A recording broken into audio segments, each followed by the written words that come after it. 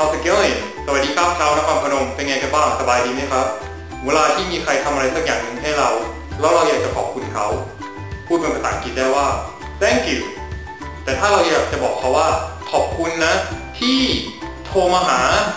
เวลาภาษาอังกฤษเราจะพูดแล้วก็ต้องพูดว่า thank you for แล้วตามด้วยกริยาที่เติม ing นะครับตะกี้ผมบอกว่าขอบคุณนะที่โทรมาหาสามารถพูดเป็นภาษาอังกฤษได้ว่า thank you for calling me ขอบคุณนะที่โทรมาหาถ้าเกิดเราอยากจะบอกว่าขอบคุณนะที่แชร์มาให้เราก็ต้องพูดว่า thank you for sharing thank you for sharing ถ้าเราอยากจะบอกว่าขอบคุณนะที่ให้อันนี้กับฉันมาสามารถพูดได้ว่า thank you for giving gift to me ถ้าใครเคยไปที่โลตัสนะครับมันจะมีป้ายใหญ่ๆบอกเอาไว้เลยว่า thank you for shopping with us thank you for shopping with us ขอบคุณนะที่มาซื้อของมาใช้จ่ายมาช้อปปิ้งกับเราโอเคครับหวังว่าจะเข้าใจนะครับ I'll see you guys later take care